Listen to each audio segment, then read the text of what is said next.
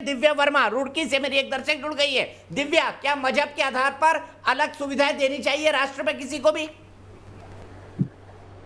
नमस्कार सर, बहुत बहुत धन्यवाद मुझे अपनी बात कहने के लिए।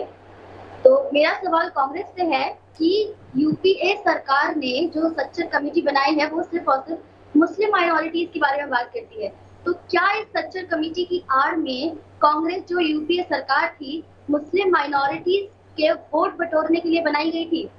क्योंकि अगर ऐसा नहीं है तो 10 साल की यानी कि यूपीए सरकार के 10 साल के कार्यकाल में जो सच्चर कमेटी में जो सिफारिश की गई है उस पे स्पेसिफिकली सिर्फ मुस्लिम माइनॉरिटीज यानी कि सिर्फ मुस्लिम्स को फेवर करने के लिए ऐसी कोई खास सफलतापूर्वक स्कीम जो है अभी तक सामने नहीं आई है, बहुत ज्यादा अच्छी तरीके से नहीं बनाई गई है।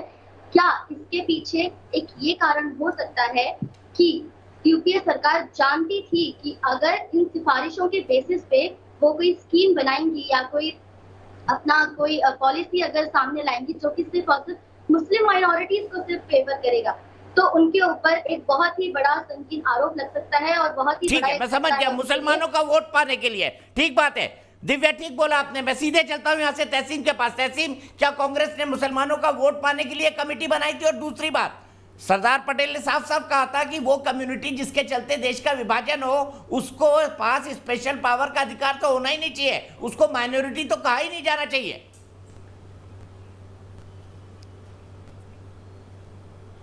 सरदार पटेल ने ये भी कहा था कि आरएसएस एक देशद्रोही संगठन है और उसे बैन लगना चाहिए और उसके बैन के पक्ष में थे।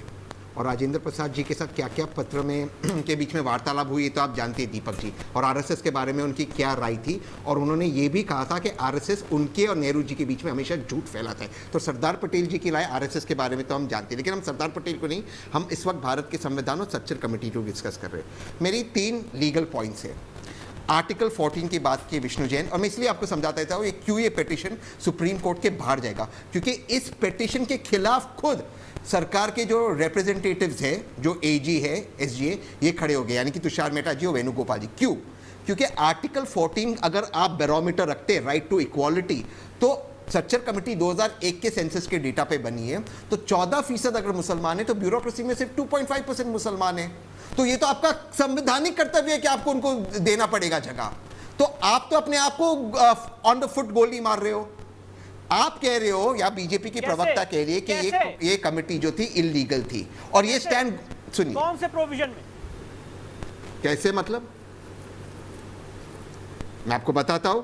पहले तो आप 2011 का सेंसस रिलीज कीजिए। चलो मैं आपको एक चैलेंज आज इस शो पे देता हूं, कल दोबारा से डिबेट करें, आप 2011 का सेंसस रिलीज कीजिए, क्योंकि 2001 के सेंसस पे बनाए।